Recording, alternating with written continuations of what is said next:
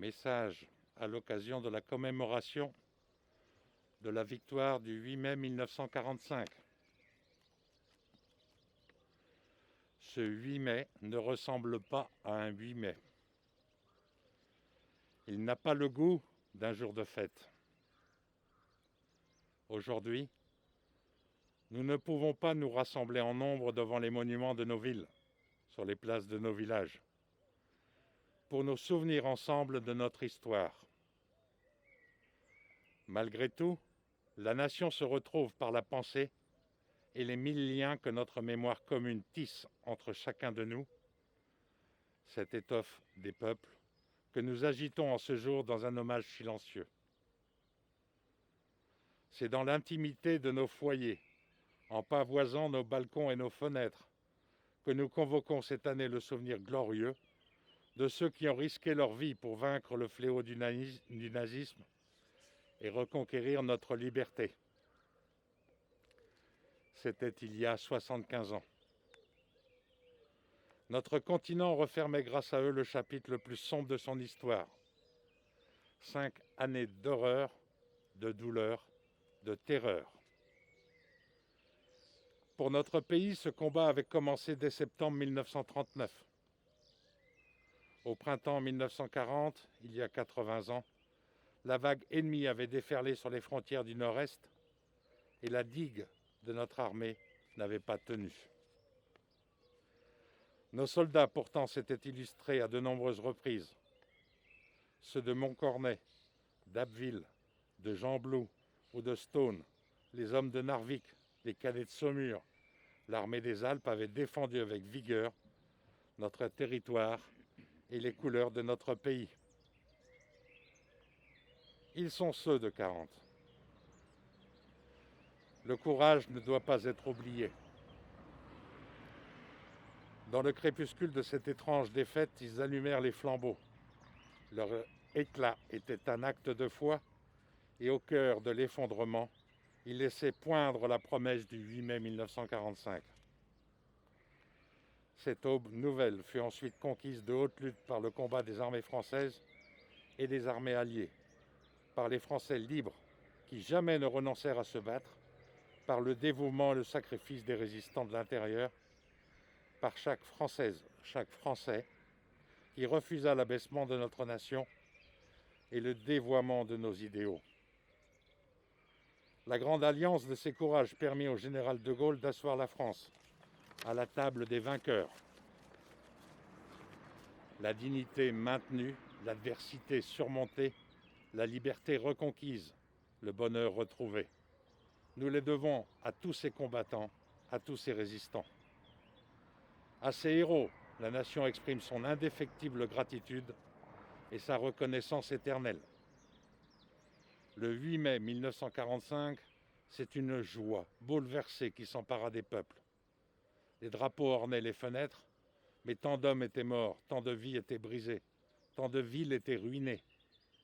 À la liesse succéda la tristesse et la désolation. Avec le retour des déportés, les peuples découvrirent bientôt la barbarie nazie dans toute son horreur. Rien, plus jamais ne fut comme avant. La fragilité révélée de nos vies et de nos civilisations nous les rendit plus précieuses encore. Au bout de cette longue nuit qu'avait traversé le monde, il fallait que l'humanité relevât la tête. Elle venait de découvrir, horrifiée, qu'elle pouvait s'anéantir elle-même. Et il lui fallait désormais refaire le monde, de fond en comble, ou à tout le moins empêcher que le monde ne se défasse, selon le mot de Camus.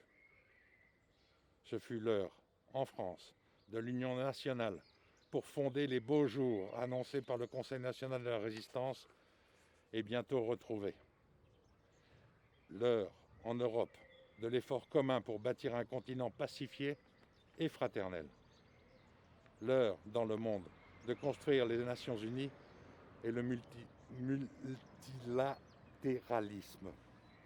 Aujourd'hui, nous commémorons la victoire de ce 8 mai 1945, bien sûr, mais aussi surtout la paix qui l'a suivi. C'est elle, la plus grande victoire du 8 mai, notre plus beau triomphe. Notre combat à tous, 75 ans plus tard.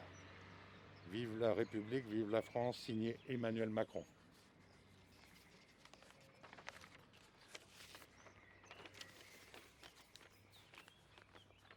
Hommage aux morts. Avenay Louis. Mort pour la France. Beaujard Ernest. Mort pour la France. Bertin Alcide. Mort pour la France. Crépin Célestin. Mort pour la France. Desilles Moïse. Mort pour la France. Desilles Gustave. Mort pour la France. Fillon Ernest. Mort pour la France. Fillon Alphonse. Mort pour la France. Godillon Alfred. Mort pour la France. Gironnet Adrien. Mort pour la France. Laco Louis. Mort pour la France. Laurier Henri. Mort pour la France. L'évêque Moïse. Mort pour la France. Maquignon René. Mort pour la France. Gardot Sylvain. Mort pour la France. Moni Auguste. Mort pour la France. Maurice Alexandre. Mort pour la France. Roi Eugène. Mort pour la France. Griveau Ernest. Mort pour la France. Vonnet Camille. Mort pour la France. Matignon Sylvain. Mort pour la France. Petitbon Joseph. Mort pour la France. Verrier Anatole. Mort pour la France. Vincent Alexis. Mort pour la France. Volant Jean. Mort pour la France. Bénard Ernest. Mort pour la France. Delaveau Joseph. Mort pour la France. Deschamps Gilbert. Mort pour la France. Moreau Émile. Mort pour la France. Crépin Maurice. Mort pour la France. Pardoux Émile. Mort pour la France. Guilloux Maxime. Mort pour la France. Pérodin Georges. Mort pour la France. Albert Agnan. Mort pour la France. Austère Julien. Mort pour la France. Omulori Ilio. Mort pour la France.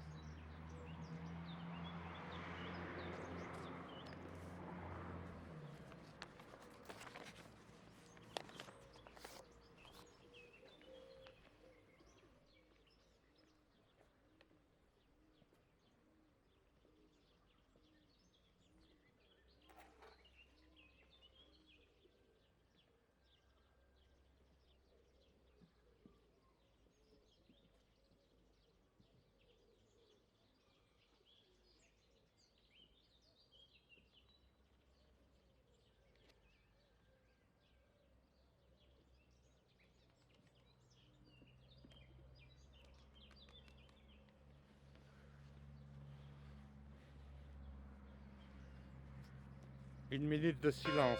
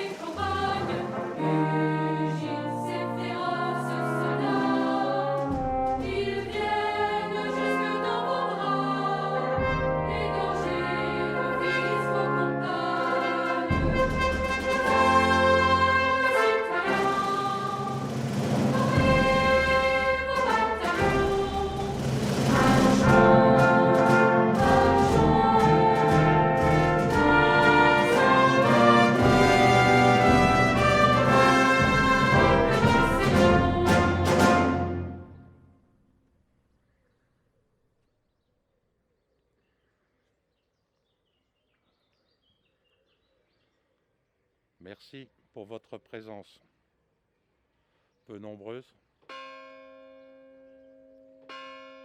mais nous avons souhaité